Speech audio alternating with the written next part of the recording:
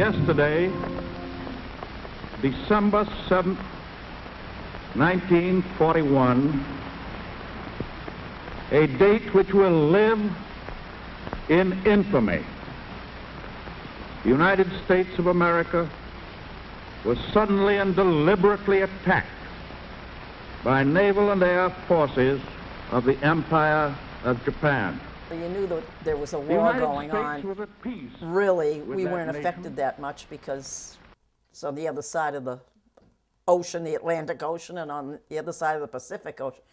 So the only thing you were aware of is that, like, in the summer when you were away on vacation, you had to keep the lights down. At night, you had to keep the shades down so that, you know, if there were any enemy ships out, it would discourage their being able to see the land. I mean, I don't think there ever were any enemy ships that close. But when we were at White Horse Beach, you had to keep the shades down at night. Another thing I remember about it was rationing. We had ration books, and we had two kinds of ration books. Now, one was for, you know, like meat and butter and milk. I don't know what the other one was. Oh, well, if you drove, there was gas rationing.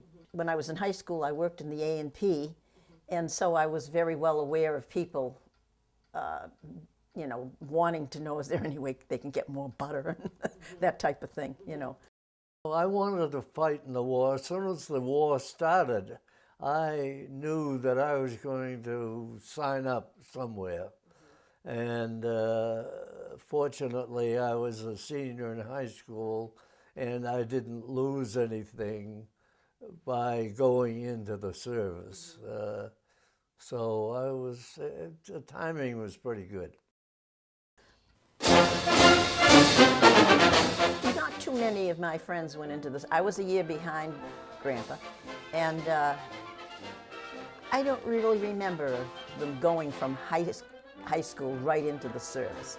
Maybe a few of them did. I'm not aware, I don't remember being aware of it. I felt bad when Jake went.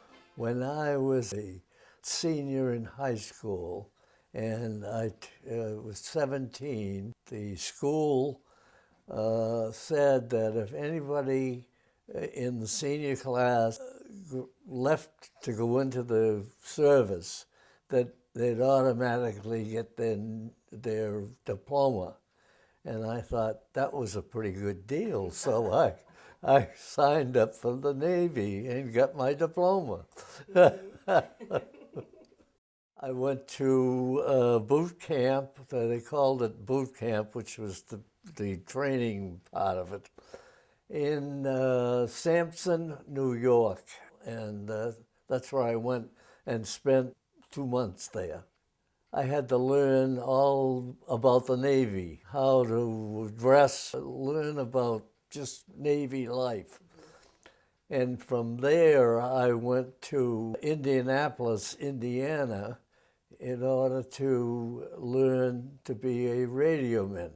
And I spent probably 6 months or so there learning code and learning how to type. I had to type everything, and I didn't know how to type before. So it was an interesting 6 months or so that I was there. My father was proud of me. He was in the Navy also in World War I, and so he was familiar with what goes on and so forth. So yeah, he was proud of me, and so was my mother. And it didn't seem to bother me too much. There was so much going on and so much that you had to learn that I didn't really think too much about it, except for my girlfriend, whose name was Marie Webb, and she was lovely. It still is. I'll tell you one funny story. You probably don't want this on the thing, but before Jake went overseas, when he was still in this country, and you know, was like when he was training for his first place that he went after he went in the Navy, he was able to get home. And now in the meantime, I had met a boy that worked for the A&P, He wasn't a boy, he was a man. He was a stock taker in the A&P. And my girlfriend also worked in the A&P. And his friend and the two friends were stock takers in the A&P. First thing you know, we had some boyfriends asking us to go out. And one day I had a date to go out with him, and he was coming to pick me up. He also had a convertible car, and he was coming to pick me up.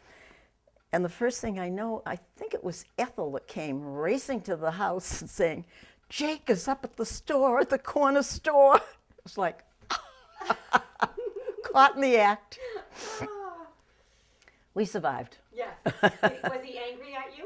I don't remember that he was angry, no. He was probably disappointed that I would do that, you know. Mm-hmm. But let's face it, I was in high school. I went to Solomon Islands, Maryland. It was on Chesapeake Bay, to learn how to live on the ship. It was not easy. I didn't know whether I was going to get seasick or not. Mm-hmm. And this ship that I was on is a flat bottom ship. So it moved around quite a bit, you know, up and down, and I did get sick a few times, and well, I learned to live with it. I think we had about 40 in the crew, and some of them were Army people because it was an LCI, landing craft infantry, but in parentheses, M, which stood for mortars. We had 3 4.2-inch mortars on the deck, and that was our job is to go into the beach as they are landing and throw in and put mortars in on the beach, you know, to keep the Japs in their holds. The way it worked is the shells were so big around, and the people who were running the mortars dropped the mortar shell into a round pipe, and the mortar then would explode from the bottom and go up and go land on the beach. I had plenty to do being a radioman, and so I didn't have anything to do with mortars. In the Navy, we had a station in Washington, D.C., and they would broadcast all 24 hours a day, and I had to copy that broadcast and relate it. It was in code, and I had to put it into letters, and then also I had to translate it into words, and that was pretty much my job. Now, we traveled with a lot of ships, a lot of LCIs. I say a lot, maybe 10 or 12. And so I didn't have to copy that 24 hours a day. I had certain number of hours that I had to, you know, be on the radio. So. Did you ever make a mistake? Not that I know of. Everybody had their job on the ship, and I happened to be the radio man, so I worked 8 to 12 hours a day, you know, on that. And the rest of the fellows, we had cooks, we had seamen who kept up the ship, the looks of the ship and so forth. We wrote letters, and we had an interesting person on the ship who was from the South, and he couldn't read or write. And so when his letters came in from his family, somebody would have to read them to him, and then you'd have to write for him.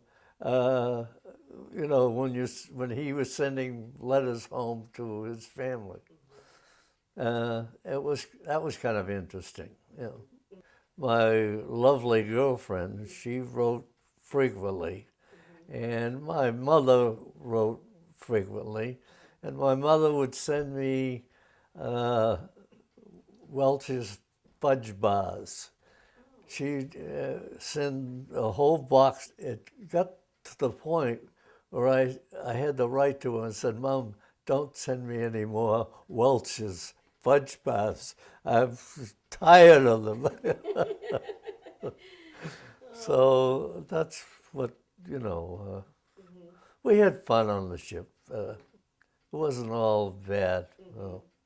Part of our job on these invasions we had a smoke machine on the back of our ship, and it would make smoke, and we'd be assigned a large ship. Our ship was only a small ship. We'd be assigned a large ship, like a transport ship or something like that, and we would make smoke so that the Japs who were flying planes couldn't get a good look at the ships. And the Japs would dive their planes at the ship and blow it up, you know, and so we would smoke to try to keep that down. They were called suicide planes. We got hit a couple of times because our smoke machine would send off fire, and the people, the pilots in the Jap planes would see the fire and shoot and drop a bomb near there, figuring that it was a big ship. I was on the ship for a number of years because we were involved with a number of different invasions. The first being the Palaus. We stayed there for quite a while. Our duty was to keep the Japs on that island. They couldn't leave the island because we used to circle the island all the time, and if anybody was in a boat, or we'd pick them up, you know, and send them back to the island. Then we went to Iwo Jima from there, and that was a regular invasion, and we were there for a number of months, and that was an interesting place because you were really under the gun. We really were fighting there. So then from Iwo Jima, we went to Okinawa, which was closer to Japan now, and bigger islands, and we were in the invasion there.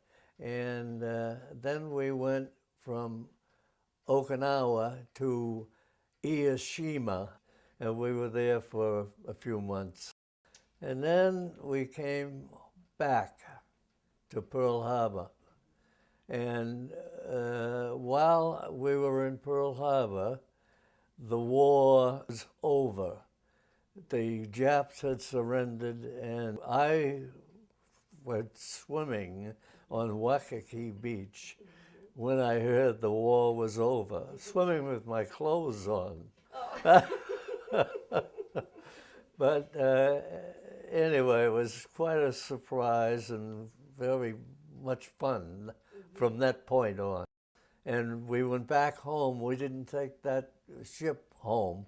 We took a big ship home. It was like an Army transport ship.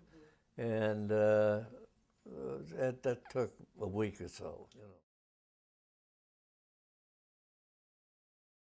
I wanted to be a nurse. I had already decided that. And at the time, they had the Cadet Nurse Corps, so that if you wanted to go in training to be a nurse, you could be a cadet nurse and the government would pay for your education. It was a wonderful thing for my family.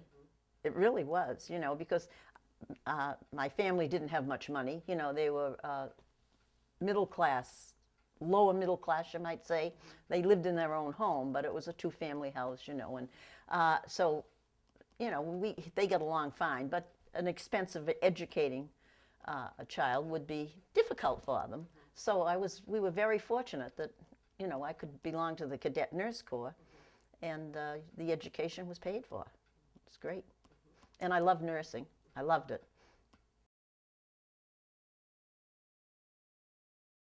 We had negative feelings against the Japs during the war.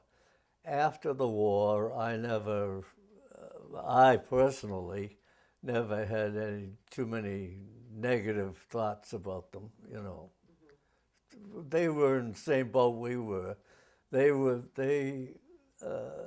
had to do what their politics told them to do, and so, you know, it wasn't their fault, the individuals.